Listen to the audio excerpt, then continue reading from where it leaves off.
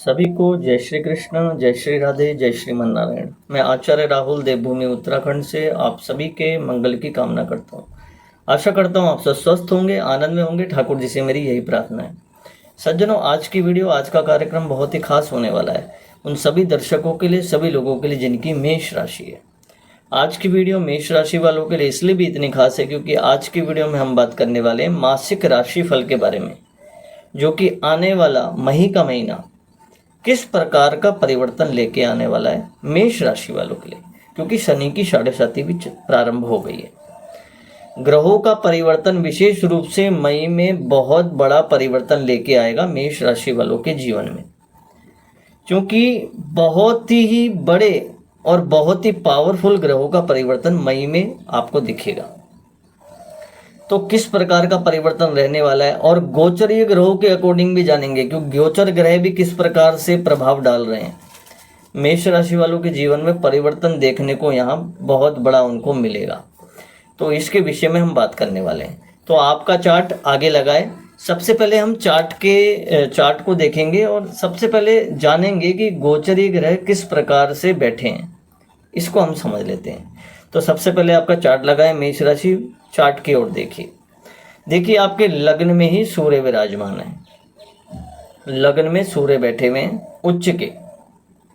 इसी के साथ साथ सेकंड हाउस में गुरु बैठे हैं और फोर्थ हाउस में, चतुर्थ भाव में मंगल बैठे हैं। षष्ठम भाव में केतु विराजमान हैं। इसी के साथ साथ सीधे 12th हाउस में चतुर्ग्रही योग बन रहा है, यानी कि शुक्र भी वहाँ है, बुध भी वहाँ है, शनि भी वहाँ है, राहु भी वहाँ है। देखिए ओवरऑल ये तो ग्रहों की स्थिति है कि गोचरीय ग्रह किस प्रकार से आपके भाव में बैठे हुए। लेकिन अब इसमें समझना क्या है, देखिए जैसे पावरफुल ग्रह जो हैं उनका विशेष रूप से देखो कलयुग में विशेष रूप से प्रभावशाली है। देखिए जैसे कुछ ग्रहों का परिवर्तन, सूर्य का परिवर्तन 15 मई से हो जाएगा, वो फर्स्ट हाउस से निकल के आपके सेकंड हाउस में आ जाएंगे। इसी के साथ साथ गुरु का परिवर्तन भी होगा उसी समय, वो भी वृषभ राशि से निकल के, यानी कि आपके सेकंड हाउस से निकल के वो थर्ड हाउस में आ जाएंगे, मिथुन राशि में। और तीसरा परिवर्तन होगा राहु केतु का। राहु केतु 18 मई से परिवर्तन करेंगे। राहु कुंभ राशि में और केतु सिंह राशि में प्रवेश करेंगे। ये सबसे बड़ा परिवर्तन आपको देखने को मिलेगा। अब देखिए सबसे पहले हम जान लें कि सूर्य, देखिए सूर्य आपके लग्न में विराजमान है। मेष राशि में सूर्य जो है वो उच्च के हो जाते हैं। सूर्य का प्रभाव जो है और ज़्यादा बढ़ जाता है मेष राशि में आके, क्योंकि उनकी पावर जो है और बढ़ जाती है, वो उच्च के हो जाते हैं। तो मेष राशि वालों को इससे कहीं ना कहीं प्लस पॉइंट मिलेगा कि ऊर्जा से भरपूर, आत्मविश्वास से भरपूर, यश, कीर्ति, मान, सम्मान, ये सब सूर्य प्राप्त कराता है। गवर्नमेंट जॉब भी प्राप्त करवाता है। तो कहीं ना कहीं ये बहुत ही एक सुंदर योग बनते दिखाई देंगे। लेकिन सूर्य का देखो राशि परिवर्तन भी फिर 15 मई से होना है, तो वृषभ राशि में आपके सेकंड हाउस में चले जाएंगे, तो वो भी कहीं ना कहीं धन को लेके आपके लिए अच्छा है। धन के योग बहुत अच्छे बनेंगे।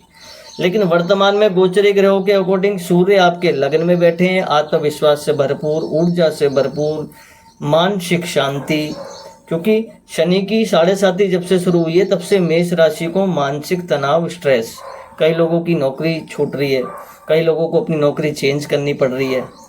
ये निश्चित रूप से मेष राशि वालों के जीवन में हो रहा है। जितने भी मेष राशि वाले हैं, कई लोग जो हैं उनको नौकरी नहीं मिल पा रही, घर में बैठे हैं। कई लोग ऐसे हैं जिनको कुछ ऑफिस में कुछ सीनियर से या बॉस से कुछ ऐसा विवाद हो गया जिसके कारण नौकरी छोड़नी पड़ गई। कई लोग नौकरी सर्च कर रहे हैं, चेंज करना चाह रहे हैं, काम का ज़्यादा लोड हो गया। तो इस तरीके की सिचुएशन बन रही है। तो सूर्य जब वहाँ पे हैं तो बहुत एक प्रभाव डालेंगे और कहीं ना कहीं आपके लिए नौकरी से रिलेटेड जो प्रॉब्लम है उसको सॉल्व करेंगे। इसी के साथ साथ आप देखेंगे कि गुरु की स्थिति धन भाव में कहीं ना कहीं आपको धन प्राप्ति के योग बनाएगी, यानी कि धन बहुत आ रहा है लेकिन व्यय ज़्यादा हो रहा है, तो गुरु उसको जो है एक तरीके से संगठित करेंगे और धन की जो व्यवस्था है उसको अच्छा बनाएंगे और बेहतर बनाएंगे। तो मंगल जो है वो आपके चतुर्थ भाव में विराजमान है। चतुर्थ भाव होता है मातृस्थान, सुख स्थान, गाड़ी घोड़ा भवन जमीन जायदाद। तो इस समय देखो नीच के मंगल वहाँ बैठे हुए हैं, हालांकि भूमिपति मंगल है तो कहीं ना कहीं से लाभ तो कराएगा, लेकिन एक संकेत मैं करना चाहूँगा, कोई भी अगर आप भूमि संबंधी मकान संबंधी कोई भी अगर सौदा करें तो लेन देन के विषय में आपको बहुत सावधानी रखनी चाहिए। तो गाड़ी चलाते समय सावधानी रखें और बहुत ही संयम पूर्वक आपको चलानी चाहिए। हालांकि भूमि का स्थान है, भवन का स्थान है, उससे रिलेटेड मंगल जो है वो लाभ कराते हैं, लेकिन नीच के बैठे हैं तो कहीं ना कहीं कोई भी सौदा करने से पहले आपको सोच विचार करना चाहिए। इसी के साथ साथ केतु जो है वो षष्ठम है। षष्ठम स्थान रोग का स्थान होता है, शत्रु का स्थान होता है, लेकिन केतु के वहाँ बैठने से केतु जो है वो एक तरीके से वहाँ पे बैठ के पावरफुल हो जाते हैं। तो ऑटोमेटिक देखेंगे कि शत्रु आपके कोई आपको भयभीत, जिनसे आप भयभीत थे या कोई आपको परेशान कर रहे थे, आपकी छवि बिगाड़ने का प्रयास कर रहे थे, तो कहीं ना कहीं उन्हें असफलता मिलेगी, उनका पराजय होगा। इसी के साथ साथ केतु जो होता है विशेष रूप से केतु कुल से उन्नति, केतु कुल की उन्नति भी करते हैं, लेकिन कहीं ना कहीं पेट संबंधित खान पीन का विशेष रूप से ध्यान रखना है आपको। अब बात कर लेते हैं चतुर्ग्रही योगों का। विशेष रूप से देखिए मेष राशि वालों के 12th हाउस में यानी कि द्वादश भाव में आपके 4 ग्रह विराजमान हैं। शुक्र भी वहीं है, बुध भी वहीं है, राहु भी वहीं है और शनि भी वहीं है।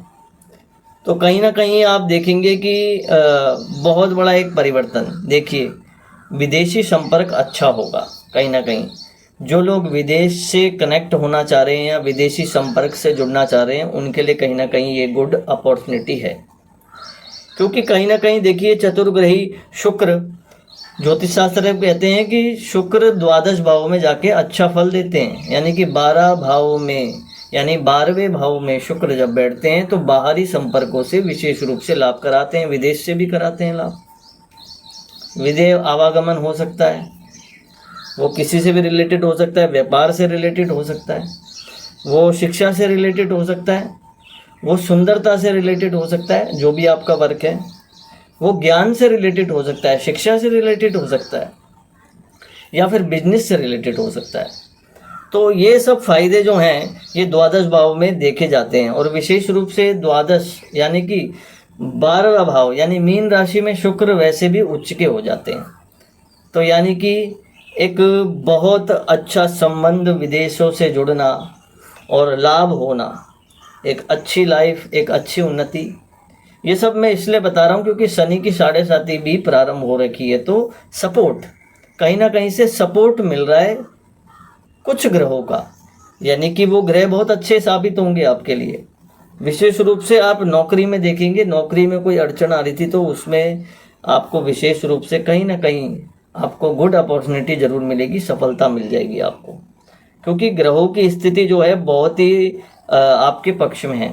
कहीं ना कहीं धन के योग, पैसा बहुत अच्छा आएगा, और पैसा जब अच्छा आएगा तो कहते हैं कि 90% समस्याएं जीवन की वैसे भी हल हो जाती हैं। वैसे तो पैसे से सुख नहीं खरीदा जा सकता, लेकिन हाँ पैसा अगर होता है तो व्यक्ति की सोच बढ़ जाती है, दिमाग में नए नए आइडिया आ जाते हैं, है ना। और पैसा नहीं होता तो दिमाग भी काम करना बंद कर देता है कहीं ना कहीं।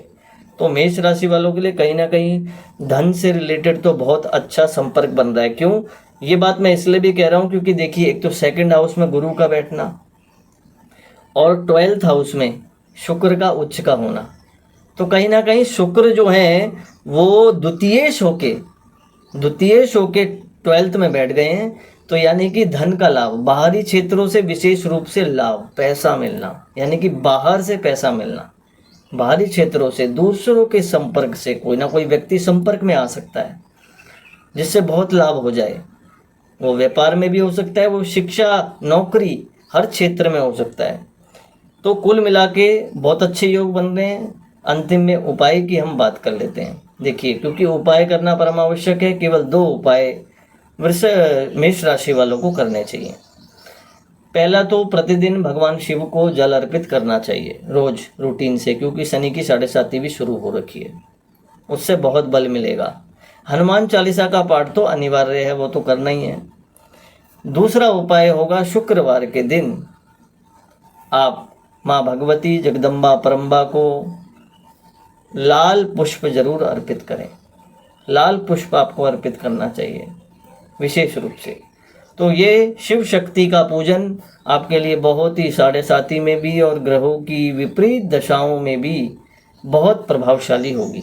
अब विशेष रूप से एक निवेदन मैं भी ये भी करूँगा, अधिक जानकारी के लिए अपनी कुंडली का विश्लेषण जरूर कराएं, क्योंकि ऐसा भी हो सकता है आपकी कुंडली में कोई विपरीत ग्रह हो, महादशाएं आपकी क्या चल रही हैं ये भी जानकारी होनी चाहिए। कौन से ग्रह की महादशा चल रही है, क्या आपकी कुंडली में पितृदोष तो नहीं है। बहुत सारे विषयों से काम रोक सकते हैं। पितृदोष तो नहीं है, गुरु चंडाल योग तो नहीं है, काल सर्प योग तो नहीं है।